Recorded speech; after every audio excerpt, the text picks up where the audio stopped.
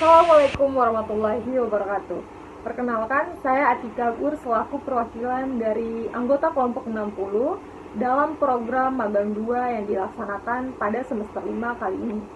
Adapun aspek terpenting dalam program magang 2 ini ialah untuk menyiapkan calon pendidik yang profesional.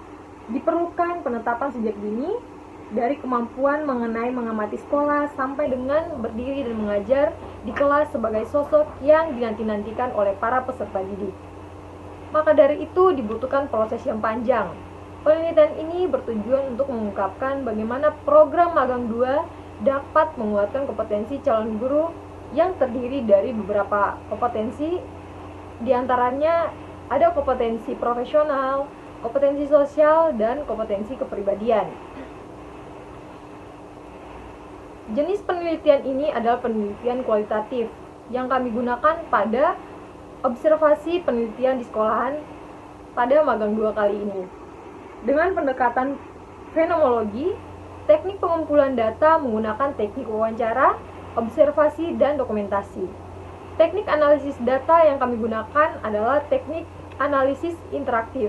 Berdasarkan hasil penelitian menunjukkan bahwa peningkatan kompetensi mahasiswa melalui program magang 2 ini, tujuan pembelajaran merupakan arah yang hendak dituju dari rangkaian aktivitas yang dilakukan dalam proses pembelajaran.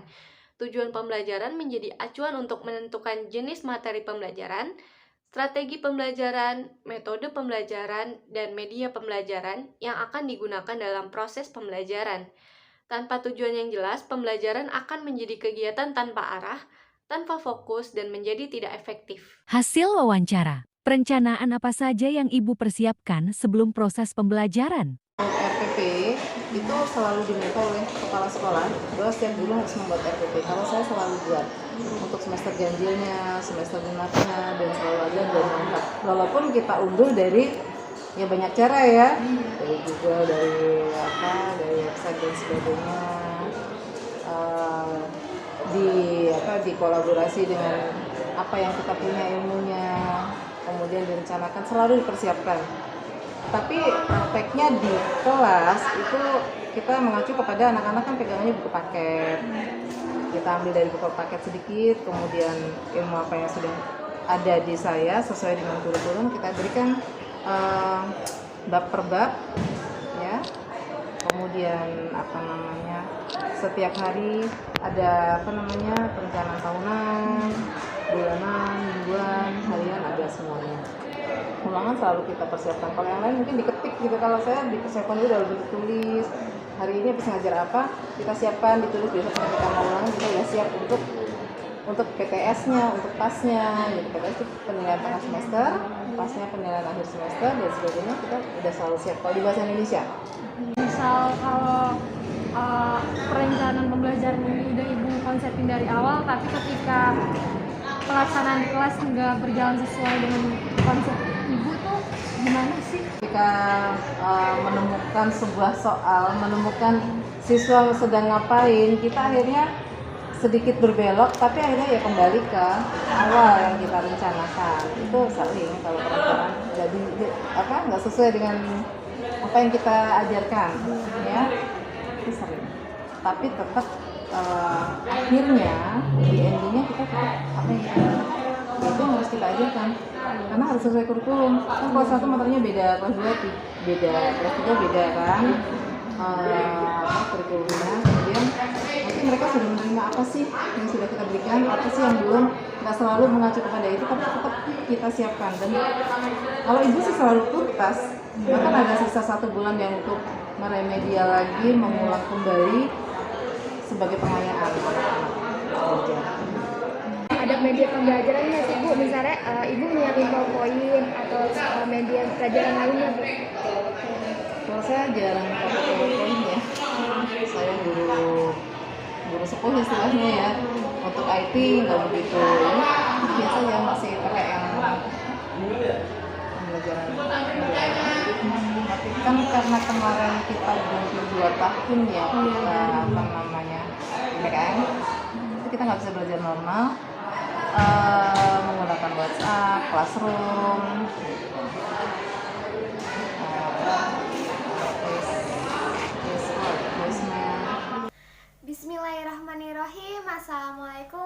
warahmatullahi wabarakatuh. Hai semuanya, apa kabar kalian semua? Sebelumnya kita perkenalan dulu yuk. Ada yang udah tahu belum ibu siapa? Perkenalkan, nama ibu Farika Dhani, panggil saja Ibu Farika.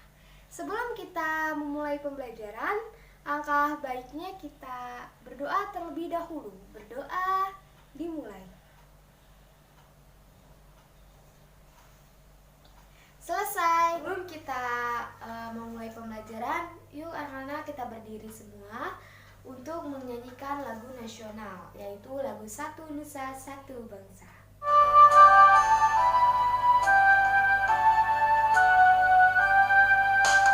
Satu nusa, satu bangsa, satu bahasa kita, tanah air pasti jaya untuk selama-lamanya.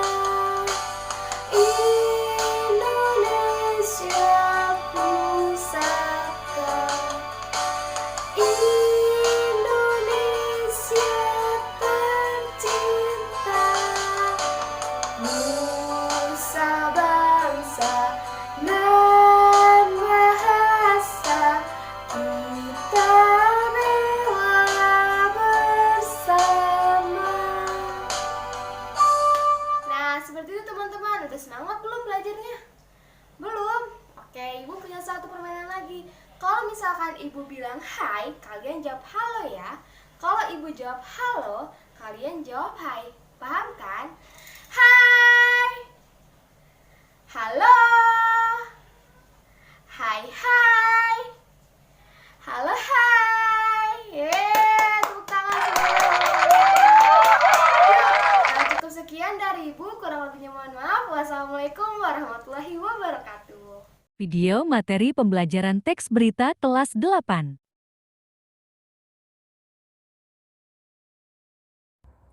Berita adalah jenis teks narasi yang melaporkan kejadian, peristiwa, atau informasi mengenai sesuatu yang telah atau sedang terjadi melalui media cetak, elektronik, internet, orang ke orang, atau radio. Ciri-ciri berita. Yang pertama itu ada faktual, kemudian yang kedua ada aktual, lalu yang ketiga ada unik atau menarik, kemudian yang keempat berpengaruh bagi masyarakat luas, kemudian yang kelima terdapat waktu dan tempat kronologi kejadian, kemudian yang keenam objektif, dan yang ketujuh ada bahasa baku sederhana dan komunikatif. Kemudian ada unsur-unsur teks berita. Yang pertama ada what, apa, nama atau identitas dari suatu kejadian atau peristiwa yang sedang terjadi atau baru saja terjadi. Kemudian yang kedua ada where, di mana. Unsur ini menyatakan lokasi atau daerah tempat terjadinya peristiwa. Kemudian when itu kapan, waktu dari suatu kejadian atau peristiwa yang dilaporkan. Lalu ada who siapa saja yang terlihat dalam suatu kejadian tersebut. Kemudian ada why, mengapa, alasan mengapa peristiwa atau kejadian yang dilaporkan dapat terjadi. Kemudian ada how, bagaimana keadaan atau proses terjadinya sesuatu kejadian yang berada di peristiwa tersebut.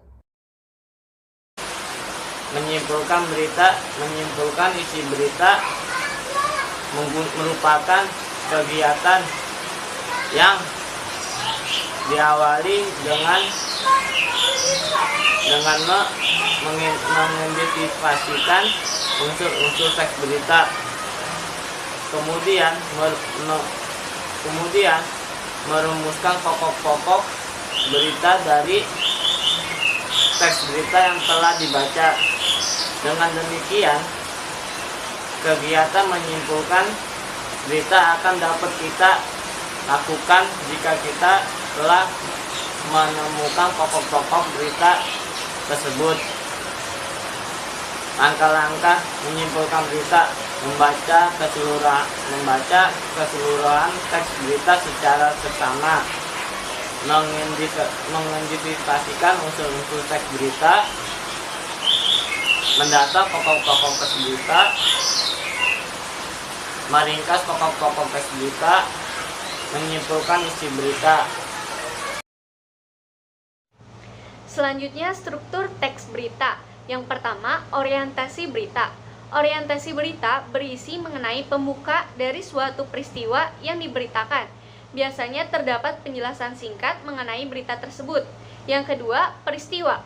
Peristiwa ini berisikan mengenai jalan kejadian dari awal sampai akhir yang didasari pada peristiwa yang terjadi dan dijelaskan berdasarkan fakta dari lapangan. Yang ketiga, sumber berita. Berisi mengenai sumber didapatnya berita tersebut. Biasanya berita yang ditambahkan sumber dituliskan pada media cetak seperti koran, tapi tidak jarang juga media elektronik juga menyertakan sumber berita, terutama di internet. Selanjutnya ada pola penulisan berita dengan piramida terbalik.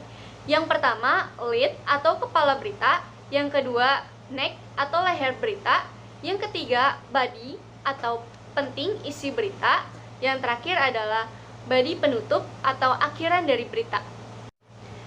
Kaidah kebahasaan teks berita. Yang pertama, verba transitif. Kedua, verba puarta. Tiga, adverbia atau kata keterangan. Keempat, kalimat langsung. Kelima, kalimat tidak langsung. Keenam, konjungsi tempor. Dan yang ketujuh, bahasa yang digunakan. Selanjutnya saya akan membacakan kompetensi dasar dan indikator. Di sini terdapat KD 4.2, yaitu menyajikan data dan informasi dalam bentuk berita lisan dan tulis dengan memperhatikan struktur, kebahasaan atau aspek lisan. Indikatornya yaitu 1. Menyampaikan informasi dalam bentuk berita, menjelaskan langkah-langkah penyampaian berita. Yang terakhir, menyusun teks berita sesuai kebenaran isi berita, kelengkapan isi berita, struktur penyusunan berita, dan penggunaan bahasa. Selanjutnya adalah teknik penyampaian teks berita.